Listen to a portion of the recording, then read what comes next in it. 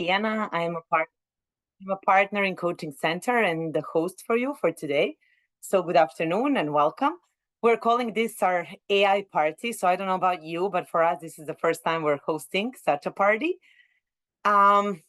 We're basically here today to introduce to you a COACHIA, which is our new AI system designed for human skills development. And we have packed, I would say, a simple agenda with some insightful discussions and a live demo. Those are basically the two segments. So we will be together for up to 1 hour. After this short introduction, Milena and I are the hosts together for today. We will open the panel called AI and the Future of Learning with our esteemed representatives from WISE and Toloka. We as well were supposed to have guests from our strategic partner, Microsoft. However, they had to cancel last minute. So we basically owe you a similar event with Microsoft as a guest. During the panel, we will explore basically how AI is already transforming the landscape of learning and development, and maybe even more importantly, what we can expect in the future. I would say probably very near future. And then the second part is the application demo teaser. So our coaching center team of tech experts will demonstrate to you capabilities of COACHIA. They will show you firsthand how this can support you in learning.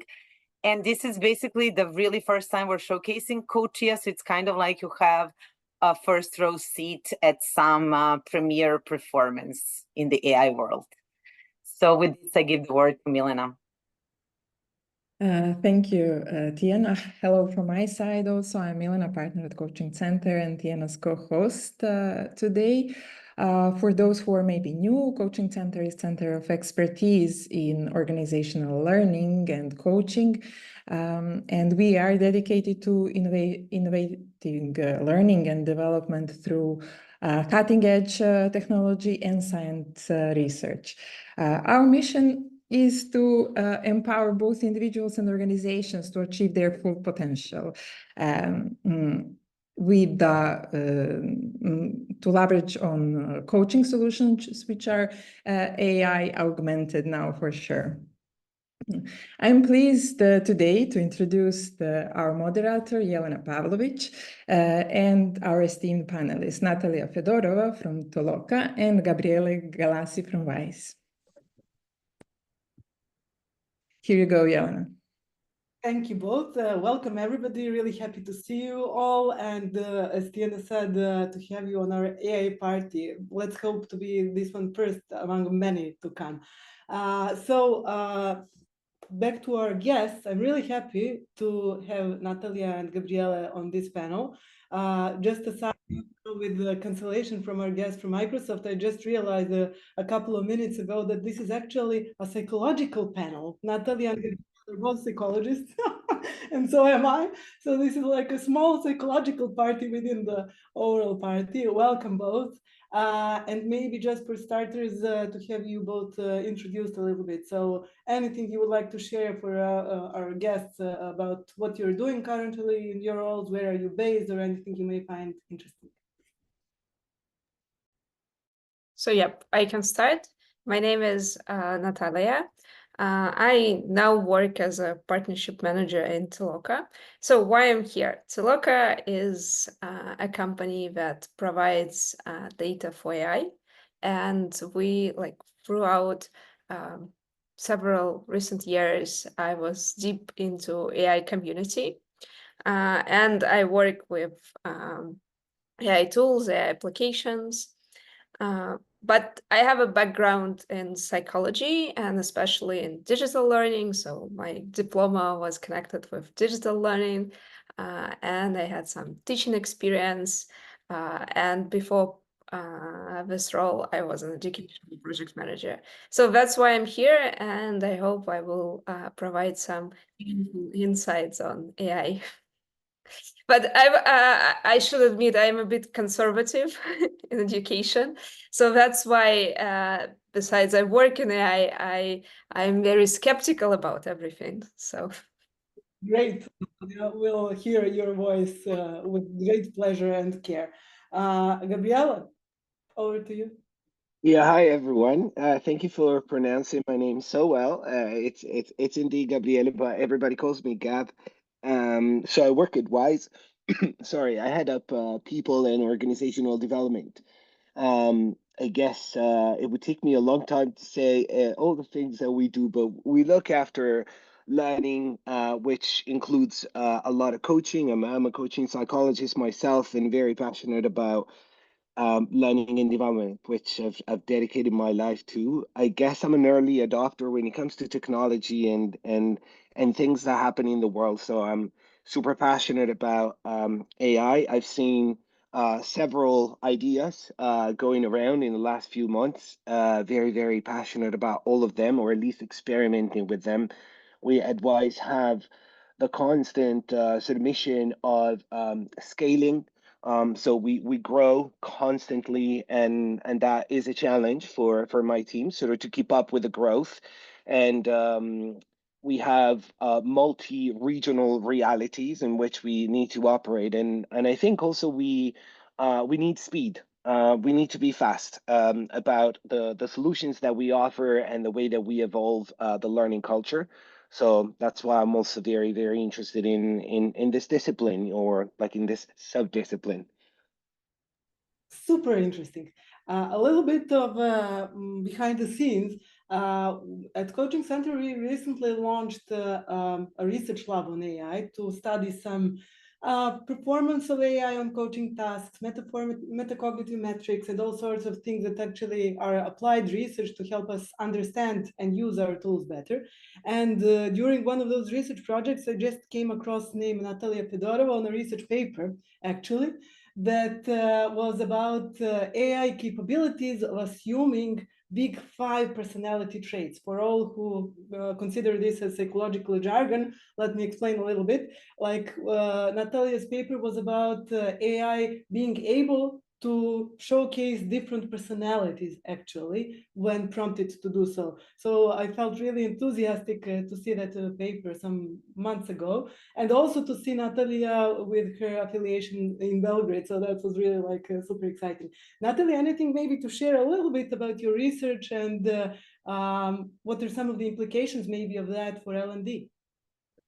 So yep, first of all, about the paper, and I think that was an idea that came from AI community, so from my colleagues who were very patient to somehow measure LLMs and personality. And it started from a funny presentation in our work environment where we provided a test of Myers-Briggs to ChatGPT, and it came across the personality, some specific, and we asked the audience, you definitely know this one, who is this?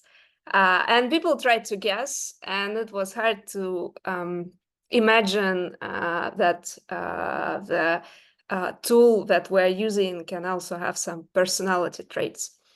So it started like a joke, and we decided to do more, like from a research perspective, to use real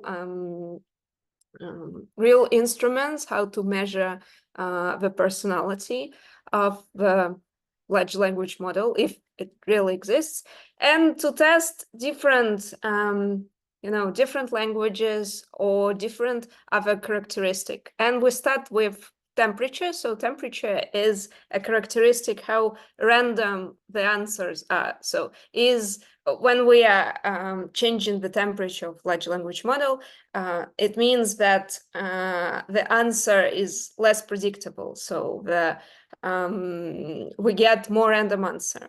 So first of all, not all LLMs wanted to answer these questions, and it was perhaps something inside them that were given them restrictions to answer that.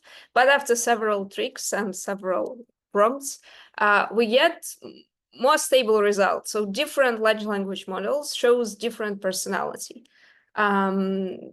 characteristic. And when we started changing temperature as a characteristic, they demonstrated different like characteristic inside this test. And you can read more in the article. I think it's quite interesting, and we even have a citation on this article, so people are quite interested in this. And it seems to me that we tried just general tests to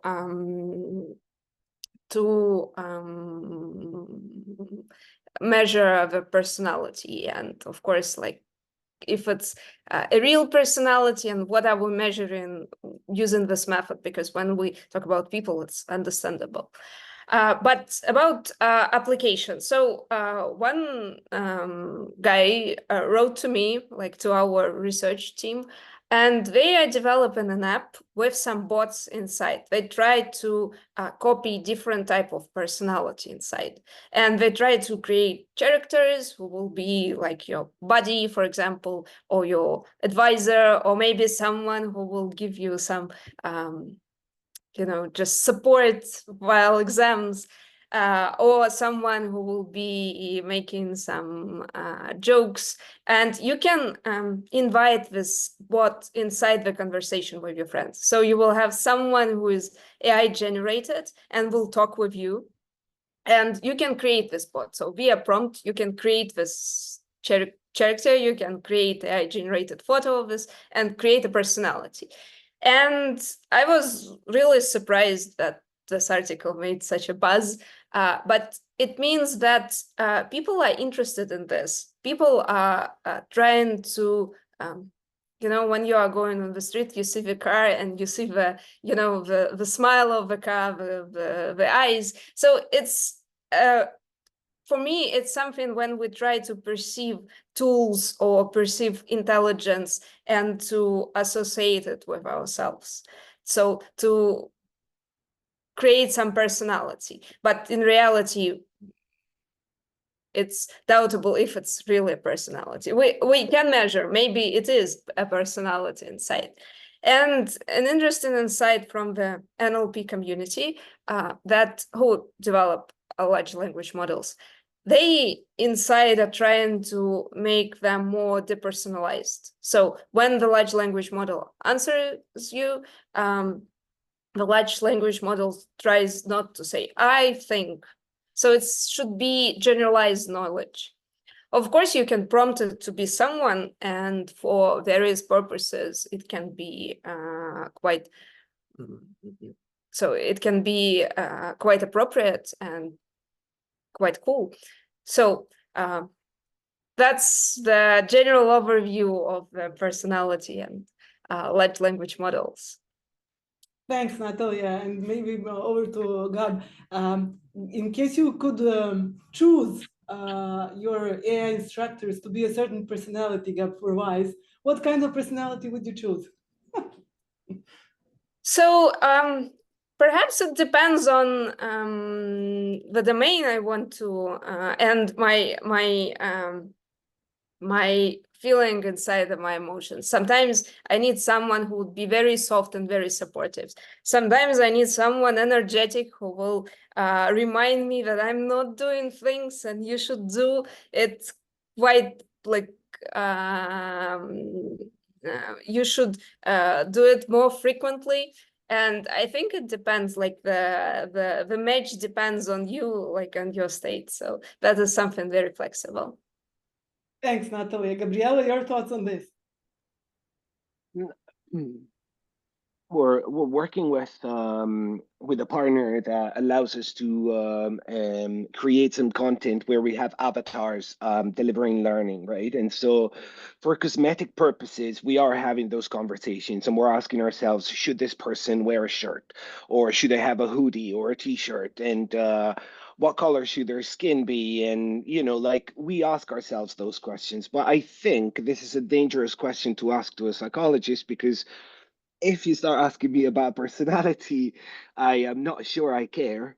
What I care about is more the memory. I feel like even in the way that I use AI, I cannot wait for my AI to have real memory of my interactions with it, because I already have so many conversations every day. And if only it could start remembering who I am, what I do, how I like to talk, and the mistakes that I made, and all of that, then I would already be okay. I don't think a machine can replicate a personality, because personalities are organic and they're not fixed in time. They happen in systems, right? And they're impacted by trauma, by past experience, by biases. Like, I don't know. It's too big for me to tackle right now. But my instinctive answer would be, I really don't care about personality. I care more about memory, the ability to remember who I am, or what my organization is about, and what our culture is like, etc., etc. Yeah. At Coaching Center, we have a little bit of an internal joke because we have a team account, of course, with AI, and it has its own memory, of course, which is according to current capabilities of AI. And occasionally on our Slack channel, people say, today when they're asked the LLM or AI who they are interacting with, they sometimes respond, it's Georgia, sometimes it's Milana, sometimes it's Luca. So who wins AI for that day? That is the winner of that day for Coaching Center. Like, who is last memoried by AI from our team?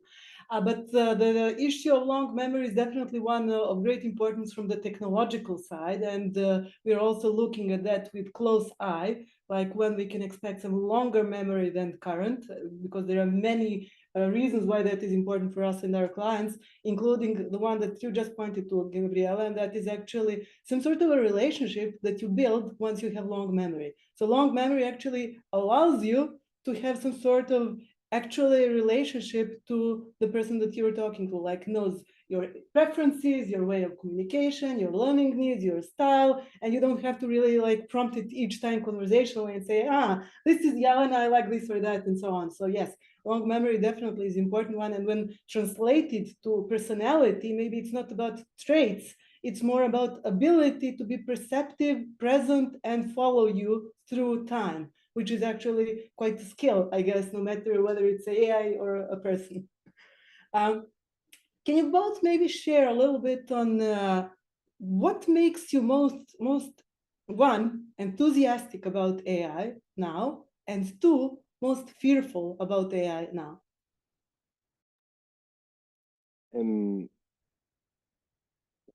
Enthusiastic about the speed, and enthusiastic about the amount of work that it takes away for me. I was working with a group of people within the organization, ran a bunch of interviews, and had to analyze those interviews to start extrapolating some narratives for the development that we would recommend. And, with AI, I could have a very good input on the kind of questions I should ask, and then a really good analysis of the narratives that emerged from the interviews, and some high level recommendations on the kind of development that I should steer towards. And that was all done in, I don't know, 3 minutes. So that was exciting. However, what scares me is that I can supervise the machine. And what I find really useful is that I can do what AI does, because I learned how to do it, and I spent many, many years like honing my skills around it. And now I'm so excited because I don't have to do it and the machine does it for me. But I wonder, when I look at kids around me, and I just question, will they need to learn everything that I know? And how there's a lot of talking around skills-based organizations, and skills being central to the job market. And I can really see that perhaps, this is going to be accelerated, because one day all the knowledge that I spent so many years trying to memorize and accumulate is going to be readily available. You can only imagine how available it's going to be. It's ridiculous what we're doing at the moment. We'll laugh about how simple it is, right? Like, it will become more and more sophisticated.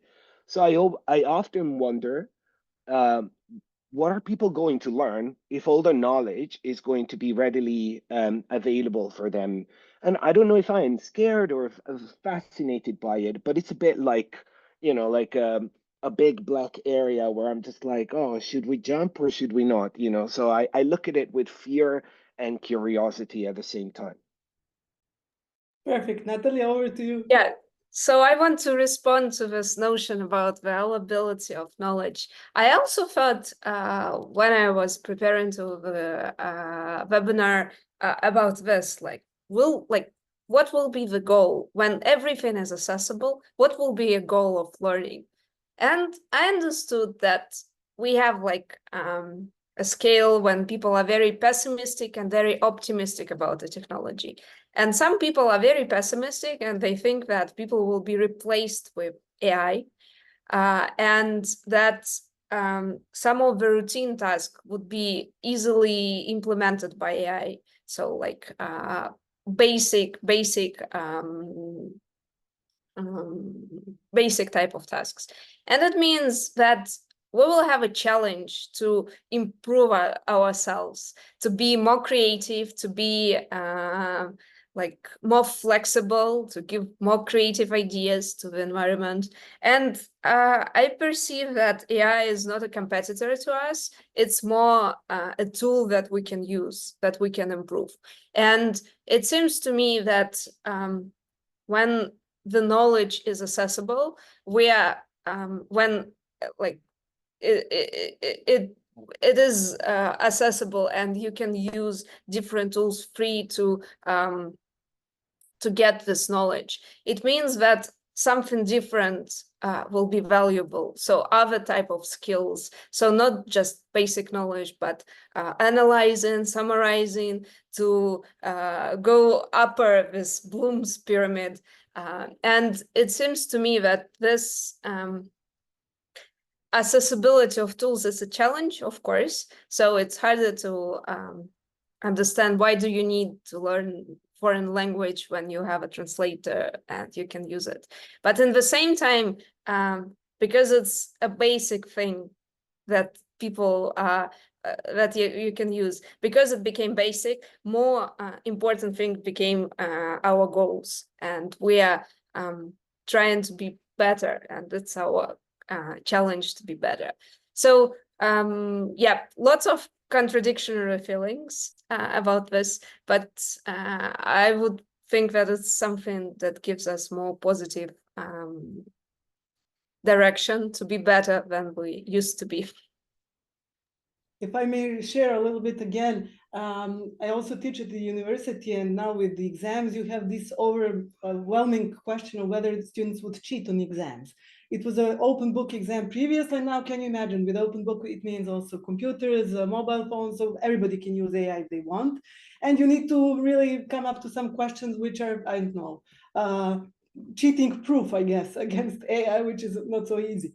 So my strategy was, okay, you may use AI during the exam, but please explain yourself in terms of saying whether you use it or not, and whether you would agree or disagree with AI.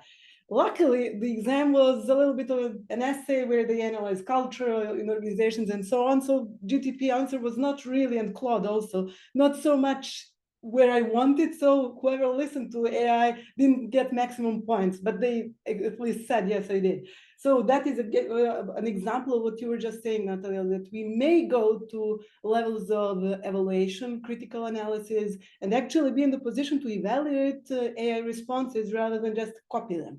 But it does take some sort of also responsibility in the way we use it. And that is also part of our strategy at Coaching Center, to responsibly use AI, to make it a transparent, ethical, accountable system for learning. And that is especially important to us. And that is why we are researching its metacognition and metacognitive abilities, to know how it explains actually itself. So yes, that is again the use case. One thing that makes me very passionate about AI in learning is this maybe debate, maybe controversy, we'll call it what you want, around whether we get efficiency or transformation. When it comes to efficiency, people are more or less agreed that, okay, you may get something at a larger scale. When it comes to quality, there is more disagreement. Some would say it's never like human education. Some would say, well, you never know. It may be similar quality at scale. That is another kind of viewpoint. But there may be other transformative aspects of AI in learning, like new ways to promote learner autonomy, self-regulation in learning, metacognition, and so on. So I'm really curious from this mini psychological panel to hear your views. One major question mark. I am a big fan of Albert Bandura, and I was often sort of questioning what would he say about AI and the impact that it has on all the theories and all the evidence around social learning, and how, you know, as human beings are social animals and also learn a lot from other human beings, and we've, you know, seen some of the impact of that in the development of kids during COVID. I think there's a lot of evidence out there that, you know, if that's the case, it will have a profound transformation, almost like on the human evolution, which is not necessarily bad, but it's huge, right? It's a big thing. So that has been on my mind a lot. But when it comes to learning, for a lot of stuff, I can see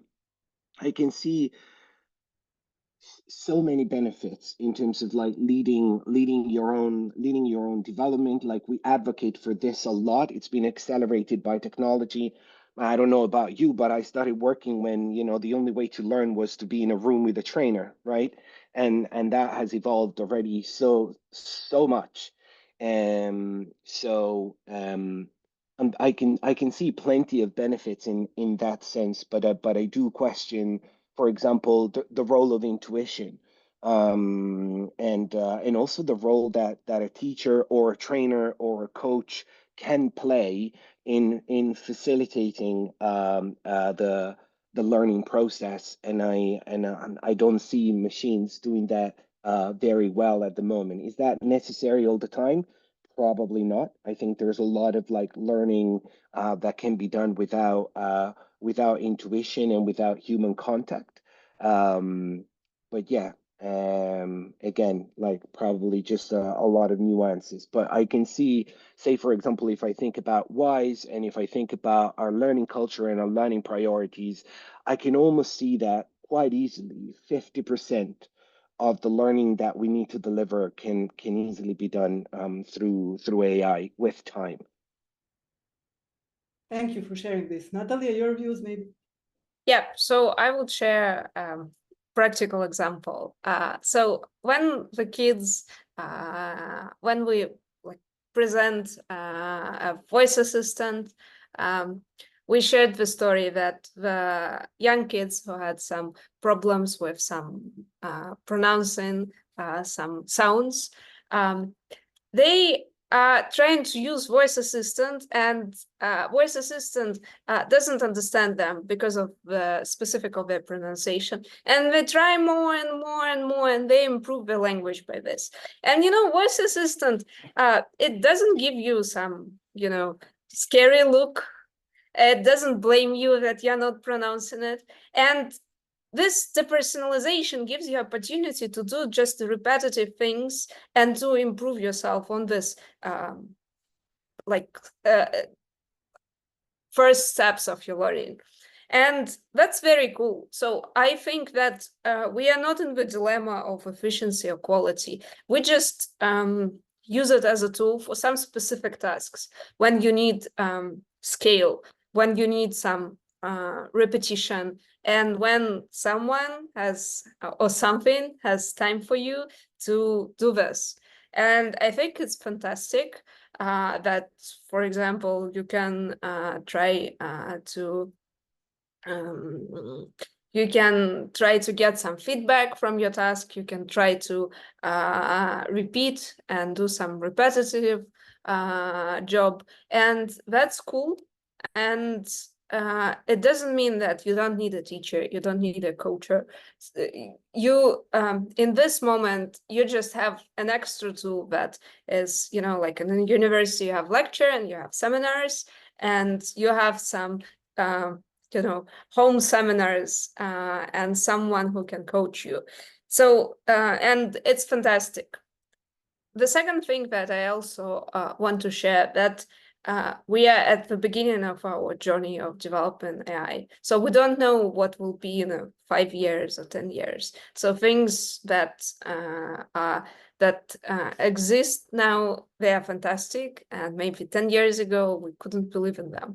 So the next steps will be even better and more extraordinary. So I think that application will definitely improve our life. Thank you so much. So it's like on one side, intuition, still on the human side, and on the other side, psychological safety, paradoxically, but makes a lot of sense, maybe even on the side of AI, or at least humans now need to really like catch up with that psychological safety provided by AI. Thank you both for this insightful sharing of your personal stories, professional stories, and we look forward to featuring you further soon at Coaching Center. Thank you so much. Over to Tiana and Milan. Thanks from my side as well. Okay, so now for the second part for today. So the next part is our first showing of COACHIA to the world. So I can't say who better to do that than Jola and Luca, who are kind of like co-creators of COACHIA. I don't even know, we didn't agree how to pronounce it. We've rarely been speaking in words about the pronunciation. I think you're spot on, Tiana. COACHIA, okay. I think you're spot on, yeah. Good. I had a chance to, I don't know, now it's been maybe over a month. So, and I'm considered very practical, and I even got to love it. So I promised I won't steal the show from the two of them. So I give the floor over to George and Luca to show you our tool. Thank you very much, Tiana, and also thank you for the kind feedback about the application. Definitely valuable, and you would have valued. You got from me feedback, I think, more than you wanted. Not more than I wanted, no, but there is a page. There is a page in our internal documentation with Tiana's name on it. That much I can definitely tell you. Thank you, Natalie, and thank you, Gabriel, for the amazing topics. I've already gotten some feedback from some of the listeners here that you two really kept their attention. So just wanted to share that before we continue. Oh, yes. Yeah, I was. Yeah. Sorry, I was holding myself not to jump on everything they said with a comment or an additional question. So hope to follow up with you in future. You've both been very insightful with both your questions and your answers. Definitely true. I think all of those topics are very interesting to all of us present here, and hopefully we'll get some more chance to talk about them in the future, do a bit of wax poetic on them. So how George and I imagined this today, and I hope you all will come to join it to enjoy it as well, is we'll have a little bit of a chat about what this type of app can and does and will have done for us had we had it when we needed it somewhere in the past. So it's going to be less of a structured demo for those of you familiar with the term. There'll be that part as well, but we really wanted to give you a few real life use cases from our own experience and where we would have liked to have seen that app. Hope that works for you as well. Yeah, and talking about this concept is I would like really to introduce Lucas just so you know where his point of view on the app comes from. So we've been friends for 7 years, I think. 7? Ish. Yeah. Ish. 8, yes, I and think, yeah, ish. Yeah, maybe 8. So Luca comes from psychologists, right? So really good group on psychology today. And the funny thing is, once when I met him, he wasn't even into projects that much. He was basically running like as a management of teams, learning, onboarding, and a lot of service industry, right? So I had a opportunity, I would say even an honor, to watch him go into project management, that management of large processes, then into coaching teams, and then a full circle back to product development, which was so nice to watch, like as his friend and his comrade in this. You know, in Serbia, there's a term, if I had these brains and those years. Do you have a similar term in your countries? Like if I had these smarts and I was that old? So we was thinking like a dive into past. Like what if Luke and I would do in our careers if we had this AI? Because when we were thinking about use cases, it's like, look, it can do what I did on 2013. Came like 5 days. Yeah, interesting. I spent 6 months thinking about this and I'm still not happy with what I've done. So we actually did that, right? And look, I would love to know what are your favorite scenarios. For me, was like my first management mistakes and my first good management ideas. And I sort of said, like, what if I had a game tutor, right? I don't know if you're gamers on this call, but when we were playing games like Age of Mythology or Rome Total War, something like that, you would have like basically Microsoft Paperclip, like a small character that helps you learn and it helps you progress through things. So of course, in the early 2000s, this was quite linear still. Like they would ask you useful question. Let's say you're playing a strategy game. They will ask you, my lord, do you have enough resources for your army? You know, you're like, oh, right. So I have to do economy as well. I cannot just wage war. And you would think about that, right? And then the fun thing for me, Luke, and I want to turn this back to you, was when given opportunities in my career, and I noticed this in gaming, we tend to think that we want a large opportunity space, but also a lot of people min-max, which is they optimize their learning. And developers will say these are 3 optimal frameworks. Psychologists will say I use these 2 methods when I work together with them. And gamers will actually all copy each other and say this is the optimal way to play this game. So I'm interested, like when you're thinking about AI and your progress in career, do you have a preference, like have a full broad of knowledge of everything that's out there, or choose the specific tools you need to progress? That's a brilliant question. I'll call it my own meta for learning and for development of teams. And one way I've been kind of a bit saddened by the fact that I didn't have access to this when I needed it. That was, I think, my main takeaway when we talked about this a couple of days ago. So, like Georgia mentioned, I did a lot of work with large teams. And I did a lot of work in specific industries with teams that grew into large teams. So think 15 people that became a team of 150.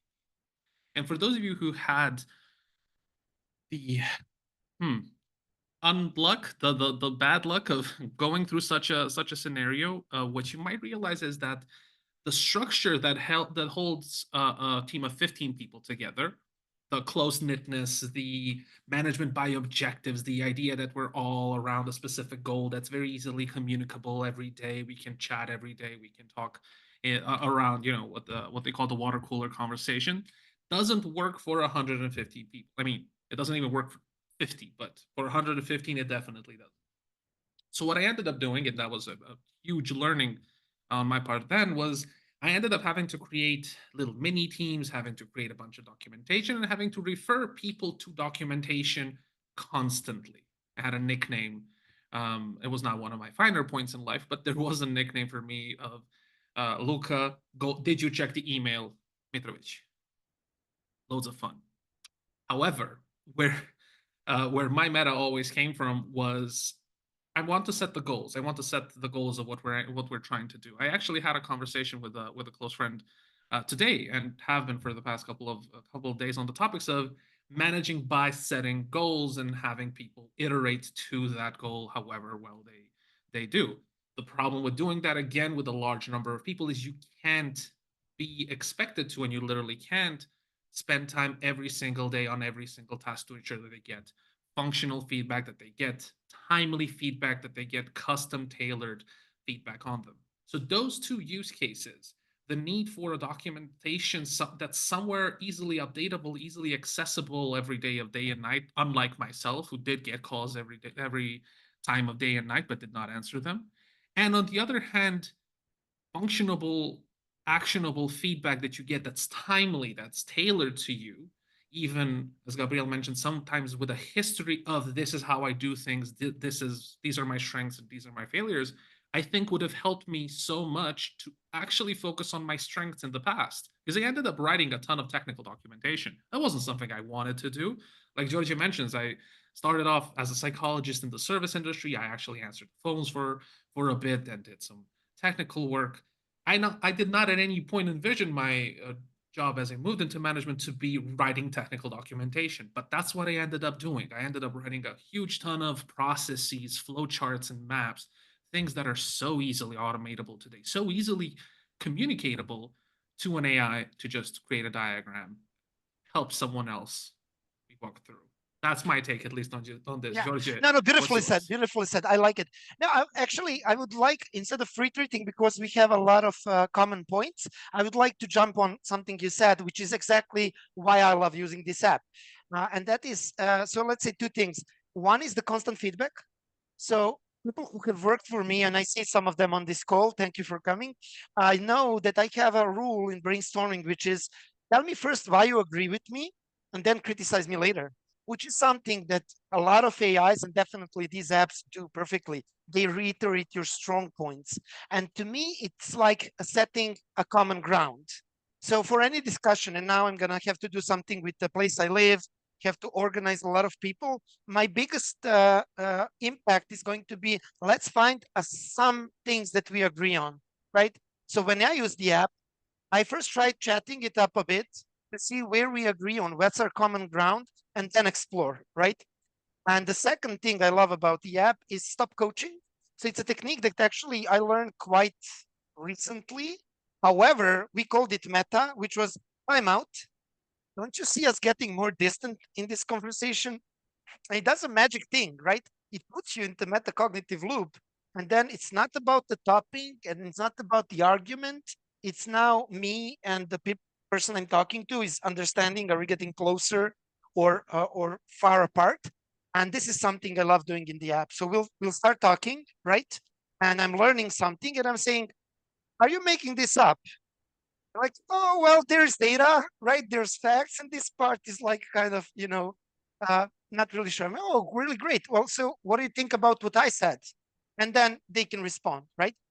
To be really specific, if we are talking a learning and development app, we can help it be really specific. So if we're talking metas, like how do I build my character? I can know everything about everything all at once, or I can focus on a really specific thing.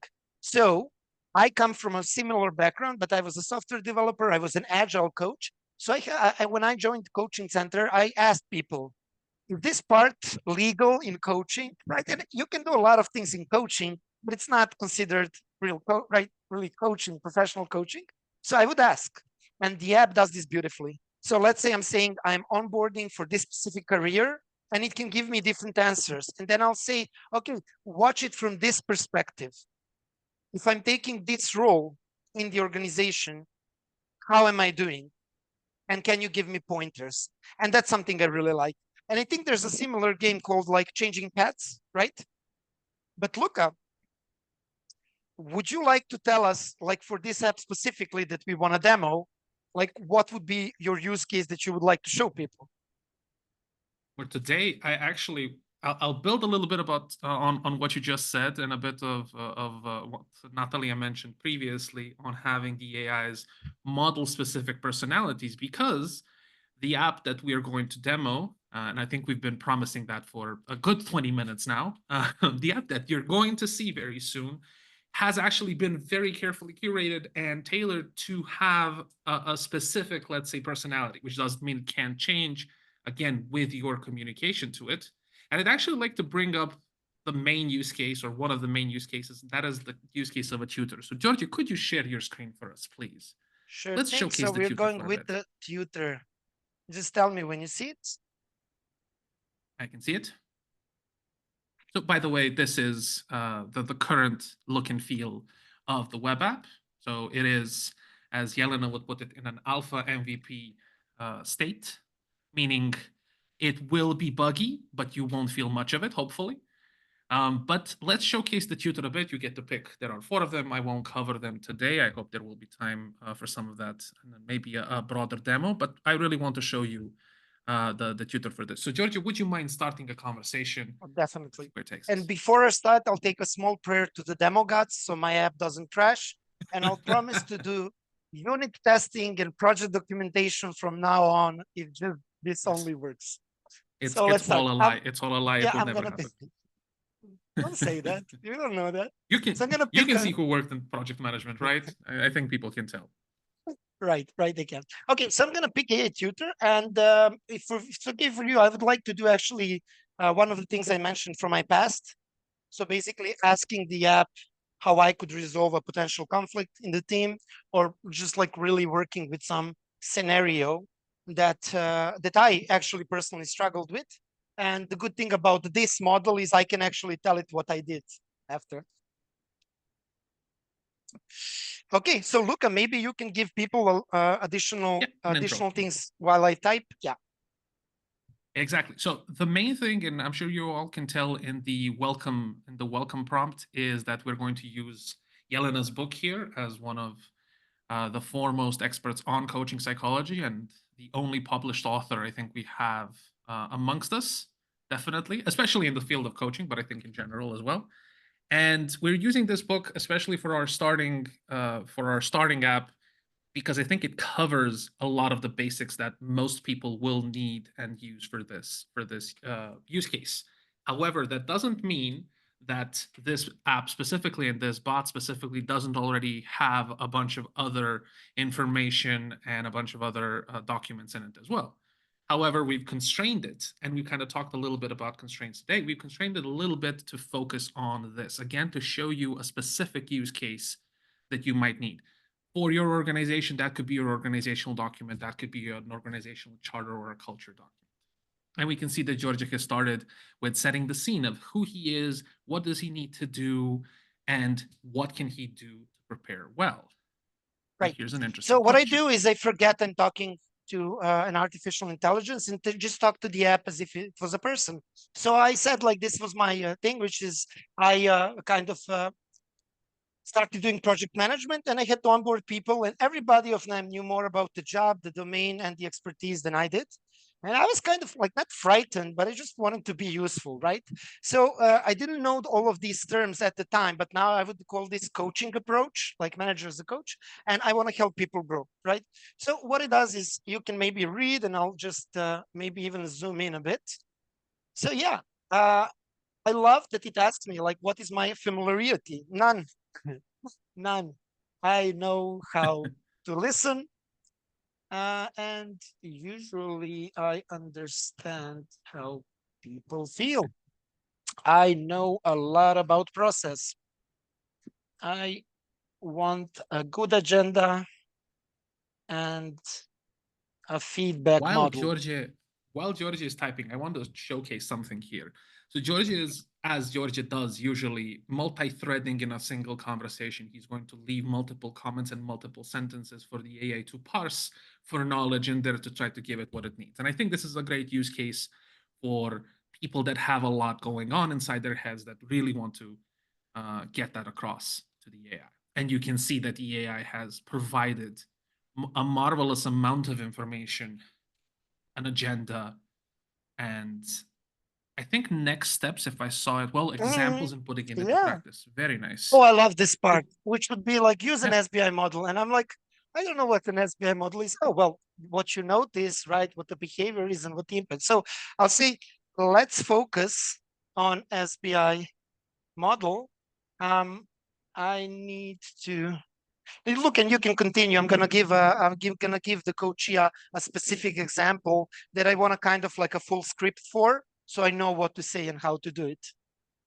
Yeah, so we're deep diving into a specific topic. So again, that's what you can do with this app. And again, try to think of it. We're currently using it for a coaching example, but I think a professional leader as a coaching example, the tutor can literally be used on any type of documentation and trained on any type of documentation to give you whatever knowledge and L&D you need for this particular use case. One part I like about it is that you can absolutely go in depth with whatever topic you need, but you can also give it feedback on layers of depth or levels of feedback that you need from it, and on, I did this, so then what happened? There is a different bot in the app that's, I think, better suited for scenario modeling or trying out new things. I don't think we'll have time to show that today, but there's another bot in there specifically for playing out scenarios.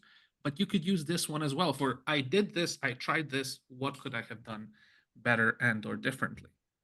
Oh, I love that. I love that the exact quote that you said. So I'm talking to a tutor now, and he's going to help me work through this, get an agenda. And then I take this specific example and I say, I want to practice, which I did, actually. It was weird to my friends, but I said, hey, I was listening to this girl, Caitlin, and she's doing clean, and I love that. Would you please help me? And I want to talk to you and use this method with you. and then give me feedback. And this is what simulator that Luca is talking about will do. So I could take this entire feedback saying, okay, so this is SBI model, right? And here's the situation. In the last 3 meetings over the past 2 weeks, I noticed you arrived late. And then it says, what is the example? Like this delayed the start of the meeting and la la la. So how would we address this, right? We could give the feedback and practice. Now, if you don't have friends that are willing to play psychology with you and team feedback, like simulate, they can do exactly that. You say like, okay, I'm the manager now, and you are my employee. So let's practice this, right? Which I love. And I just like, this is a demo, right? It's a live test. I just want to see what happens because now this reminds me of clean feedback. Can you compare? By the way, Georgia, Pascal Yes. did ask, can you ask the app to provide example question to ask? So maybe you could flow that into this particular prompt. Sure. Tell me which one. Is it on Zoom? Yes, No, the question is on Zoom. It says, yeah.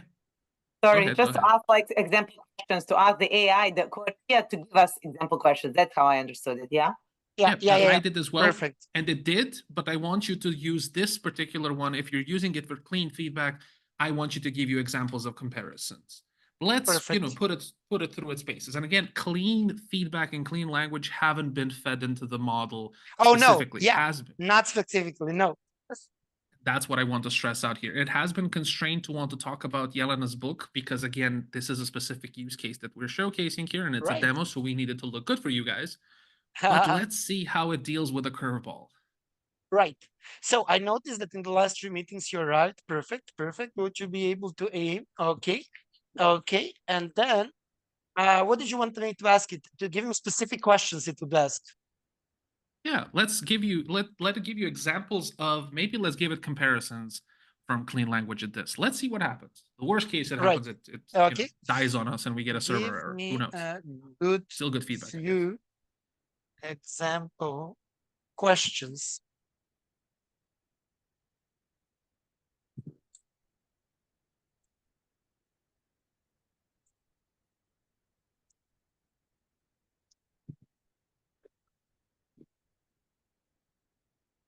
It's always lovely if you can break your own app. You can learn a lot from that. Yep, definitely. That is, in case you haven't noticed, what we're trying to do here for you live. Yeah.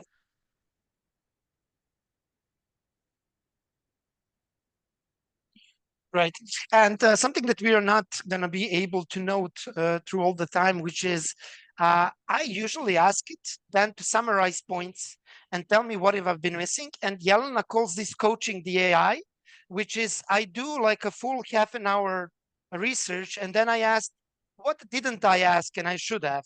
And it gives me the most brilliant clues, right? So you can use it like Pascal, like Gab said, like you can use it on top and say, hey, can you help me do these things? But we also experimented with putting it on top and saying, okay, guide me through this. I'm going to do the operative part with people, and you can maybe inspire me and guide me through the process. Okay, so let's see what we did. There is a question in chat while you read. Wow, what kind of being late? Love it. Okay, so let's just cover this quickly for the clean lovers. So this one is perfect. And when being late, what kind of being late is the team experiencing? And what would an on-time meeting look for you? This one, I love this one because it seems obvious. Like, can you arrive on time? And in clean, you would ask, and when on time? What kind of on time is that? Like, how would that look like? This is brilliant. I love this. Okay, so let's see how useful it was for me, and I'm going to give it feedback.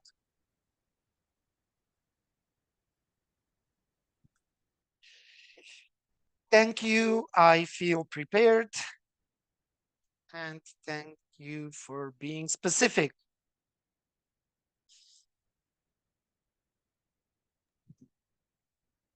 Nice. By the way, while Georgia is typing this, Pascal did mention that it's not fully trained and clean. Yes, it does do cleanish things. It does do cleanish things, but giving it, and I think, Georgia, you have tried this. I know I have, but I think you've tried it a bit more. When you train it in clean, it provides very, very functional clean answers. But the fun thing is, There was another question for the attachment button. One thing we didn't note is each of the bots also has an attachment function that reads text, CSV, and maybe JSON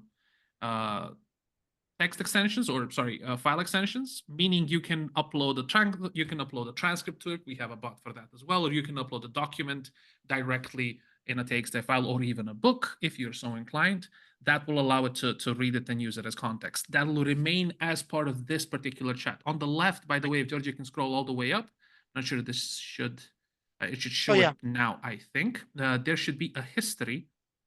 So all this is functionality that we will showcase at a larger demo, but you can see that there is a chat history for all of your previous chats, meaning, again, like Gabriel mentioned, there is a historical context-specific element to these chats. It isn't, of course, as in-depth as you would have liked. I absolutely agree, and I'm waiting for it.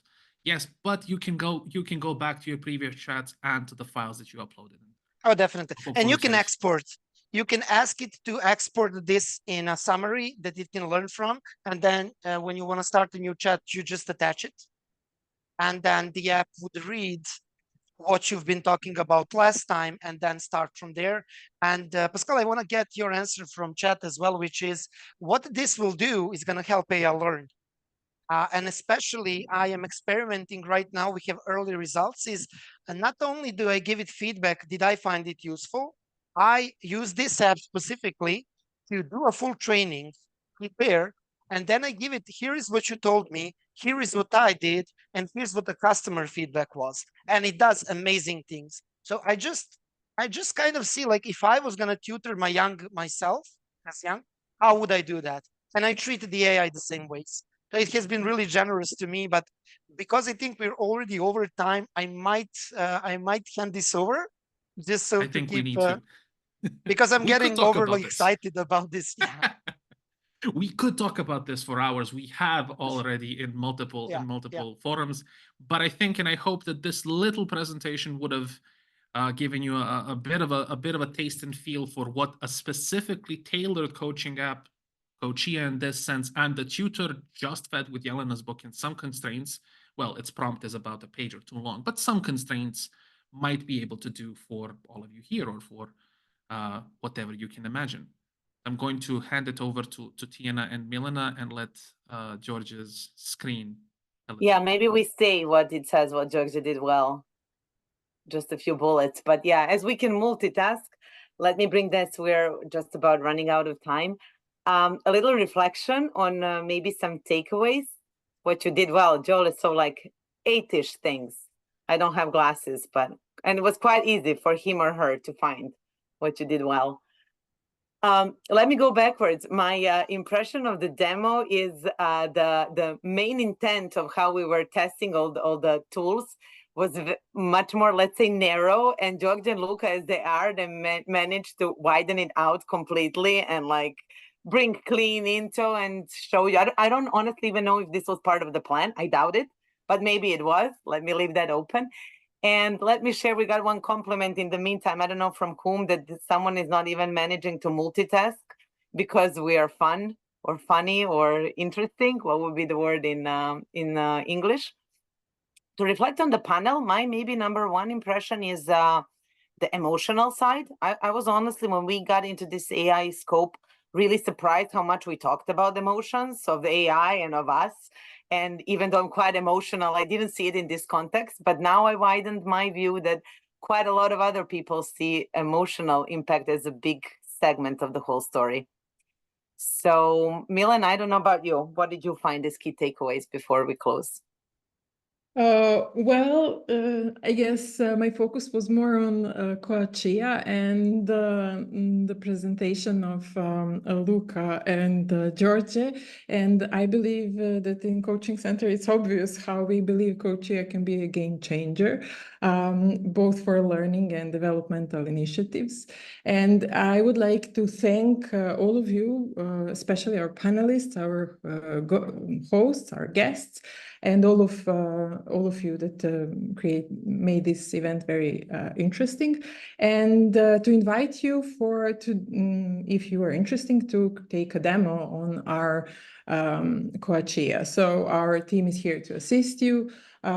Reach out to us. Also, you can reach out to us on our social media platforms and see, because the journey just started, where it's going to go. So I guess very, very interesting, both panel and presentation.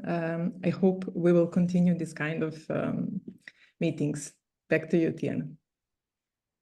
Well, that's all then from our side, I would say. I don't know, unless Yellen and Jagdiluka, you have some final words you would like to share? No?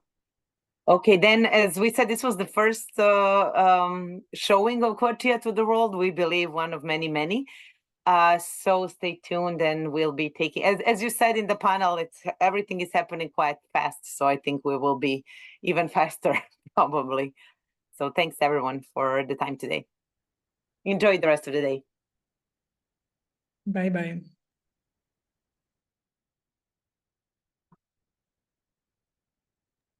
Thank you.